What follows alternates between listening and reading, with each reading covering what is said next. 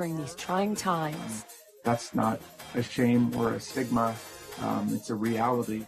Ever wonder what it's like to be a firefighter for a day? Recently, several council members had the chance to find out. Wow, it was disorienting, it was challenging. And meet Vicky.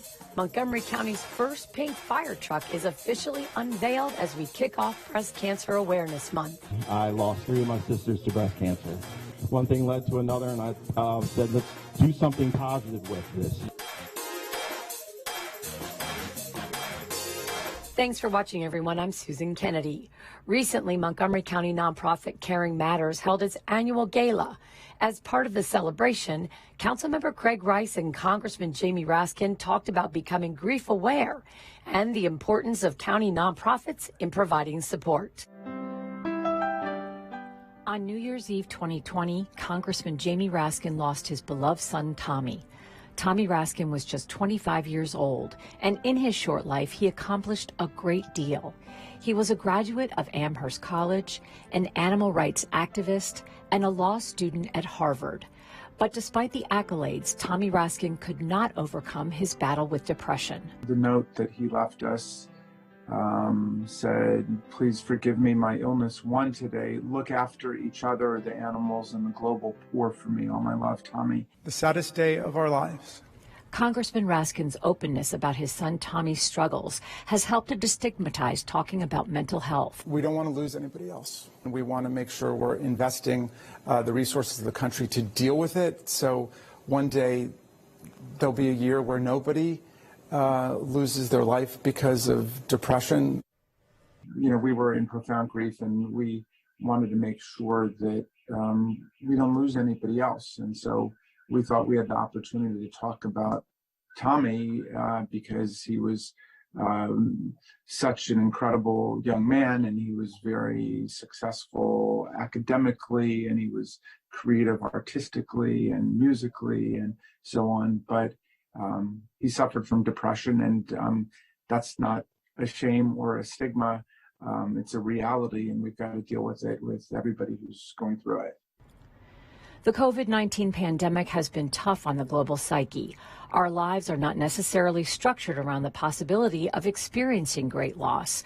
When the pandemic began, Caring Matters transitioned its support groups to weekly Zoom meetings. Guys, to say the name of the person that you lost, and we will light the candle inside your luminary, and we'll put it in the creek here and let it flow around the corner, okay? And its programs for grieving children and families, including Camp Aaron and the Good Grief Club, were delivered online. You know, this is why I also love Caring Matters, because it puts it front and center. That's why it's great that, you know, there are not-for-profit groups that fill in and say, you know, we're going to put this on a human time scale. You know, it takes people, I mean, it takes people months and months sometimes to even talk about it, to be able to articulate their feelings, to be able to sort through everything that they're going through. I mean, these are, you know, wrenching losses that people suffer. Councilmember Craig Rice is a member of the Caring Matters Board of Directors. He, too, has suffered very public losses with the 1993 murders of his Aunt Mildred and young cousin Trevor Horn, and in 2019 with the passing of his longtime mentor, Steve Goldstein. I think that, again, surrounding yourself with people who've experienced it is incredibly powerful. And that's why organizations like Caring Matters and other nonprofits like the Congressman mentioned are incredibly important, because it makes you feel as though you're not alone. Both the congressman and council member believe strongly that organizations like Caring Matters are key in guiding people through whatever journey awaits them, so that no one has to deal with their suffering in isolation. We have to be strong in the sense that we know that there's nothing weak about grieving. There's nothing weak about being sad.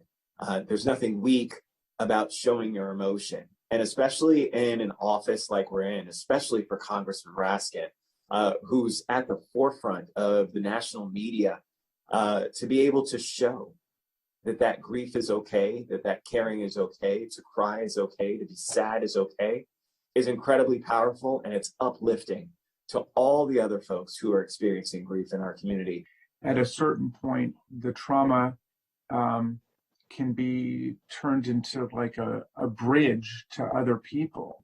It's in the human condition where all of us are going to be sufferers of grief and trauma, but all of us can also be people who help other people. So I would just say to people going through it, that there are a lot of people who are rooting for you. There are a lot of people who want to connect with you. There are groups here that can help you, and we need you.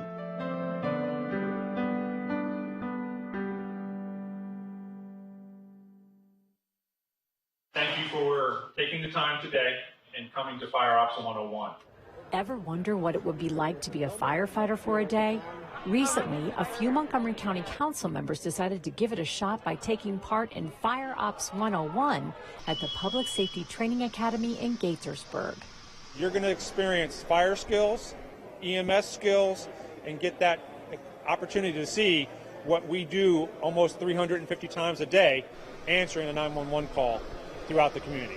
This is really a day of experience. It's a day of appreciation, and it's a day that we all should keep in mind whenever we talk about how wonderful our first responders are. After gearing up,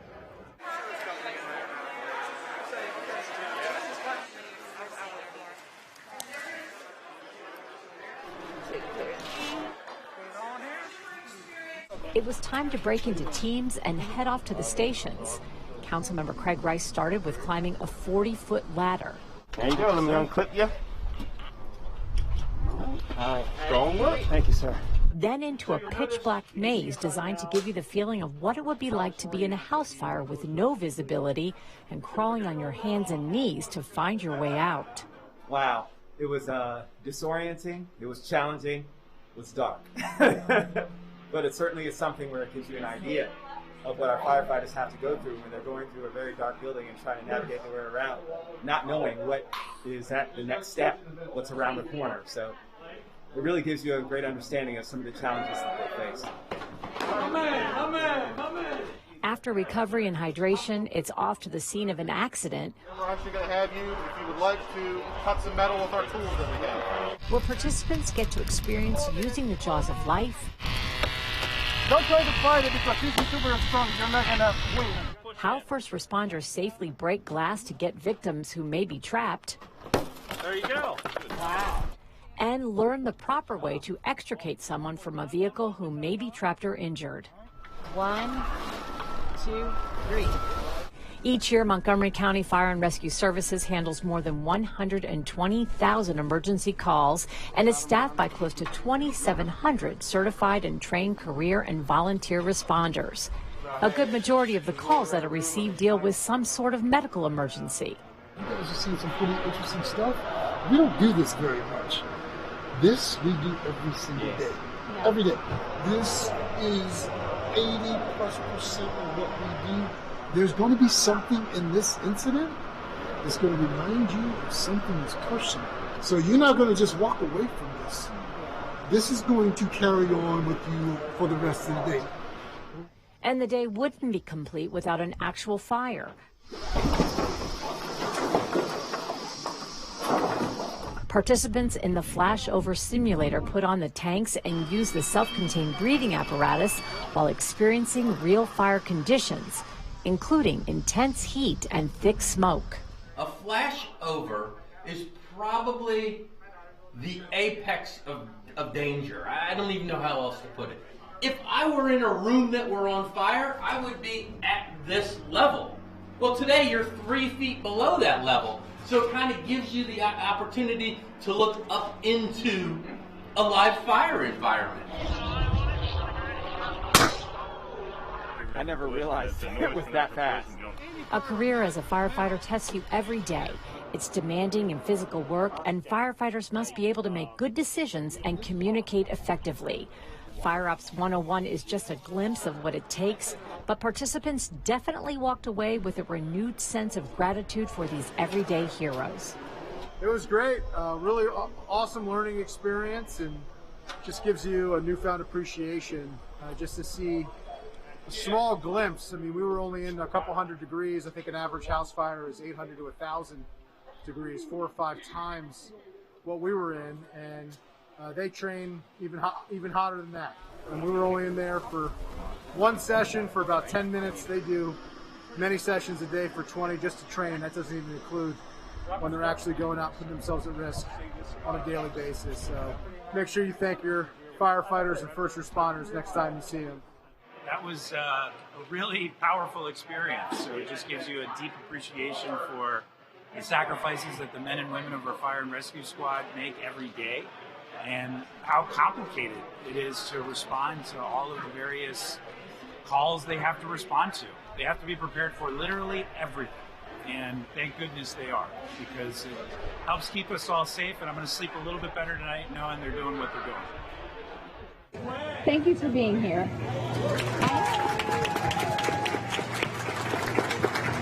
I'm Shannon Moneymaker. I am the Executive Director of 4-3 Sisters.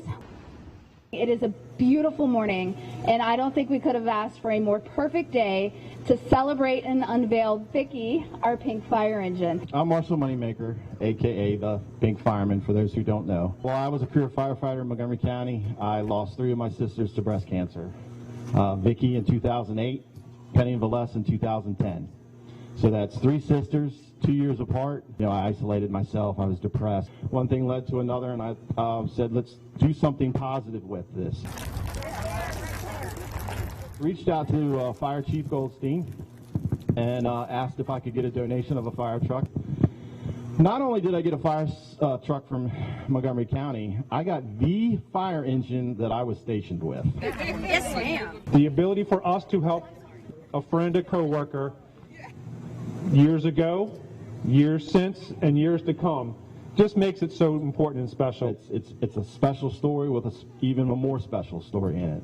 So this is a wet down ceremony. It started with the Navy. When officers get promoted, they generally get wet down. The fire department has adopted that ceremony. When you get a new piece and it gets put in service, the community comes together and performs a wet down. Fire Chief Goldstein of Montgomery County Fire and Rescue is going to wet Vicki down, sort of a passing the torch, so to speak, to us, and then she will officially become ours. I would love if anybody wanted to come up here just for a minute and introduce yourself, and then let us know, what does she mean to you when you see her? I'm a 2-time breast cancer survivor. I was diagnosed with breast cancer. I'm grateful for what the Moneymakers have done for me. Otherwise, I'd be homeless right now.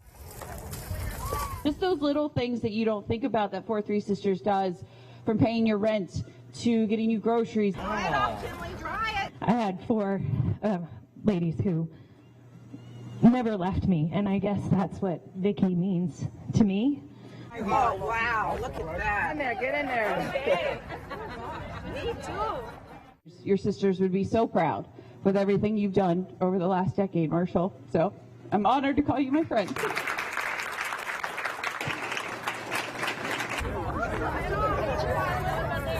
I'd like to invite Mr. Craig Wilson, is with Nancy Navarro's office. She definitely wanted me to stop by and bring this proclamation. She has been a huge supporter of 4-3 Sisters. These kinds of organizations provide an extraordinary element of support. Oh, up top? Yeah. So we have big plans in store for Vicki. She has a huge mission. She's more than just a pretty pink fire truck, right? So we want her to raise awareness. We want people to be excited to see her. We want people to see it and think, oh, God, I've got that prescription for my mammogram in my purse. I will be very honest. This is helping me become involved again. I haven't been involved for 10 years with breast cancer stuff because I've been hit twice. The second time I thought, what's the point? But I'm put on pink today for the first time in 10 years, and I'm ready to get involved in it. More importantly, we'll be taking her into low-income and under-resourced communities, which are often communities of color. We want to take breast health information to those communities. That the truck is a draw for the community to come see the truck so that we can capture their attention. Sincerely, great honor and opportunity to be able to do this for you. Thank you, Chief. And I'm glad that we were able to help out. Thank you. Well, that wraps it up for this edition of The Bottom Line. For County Cable Montgomery, I'm Susan Kennedy.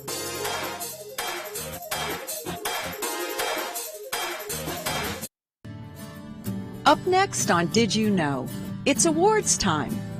First, we meet some county students who have promising futures. His dream is to one day be a successful entrepreneur, business owner. And then we visit a local museum that earns kudos for its environmental practices. I'm so happy to welcome all of you here today to the opening of the Environmental Center at Glenstone. Stay tuned.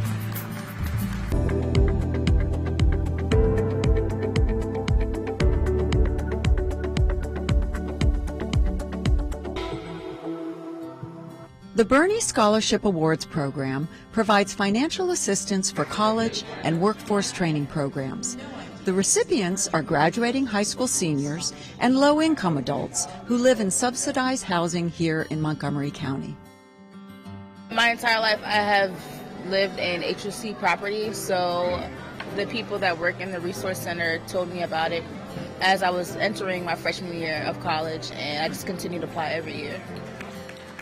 This scholarship is important to me because it has helped me further my education at Morgan State University, and where I have used this money to help me pay my tuition and my books. So I'm going to be using the money for my college tuition.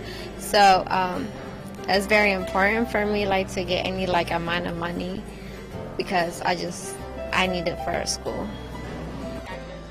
51 students were recognized at this year's awards ceremony, held at the Executive Office Building in Rockville on May 23rd. And it is awesome to be here.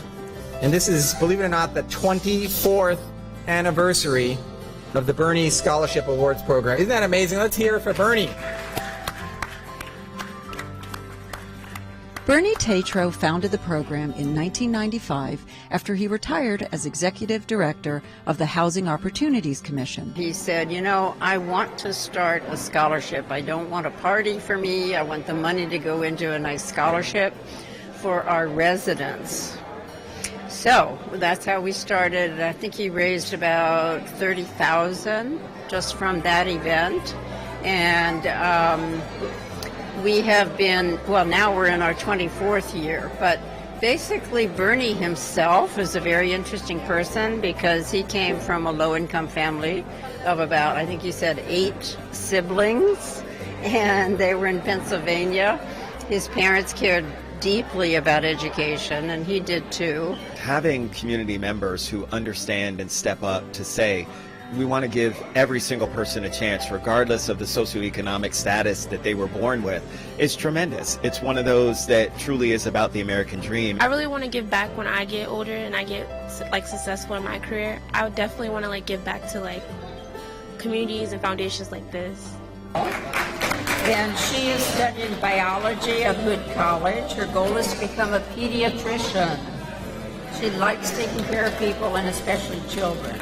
What we try and do is we provide gap financing for these students because they don't just need the big scholarships, they also need the money that covers things like transportation to the school or being able to buy their books or food or whatever. I mean, we're just there to help them any way we possibly can.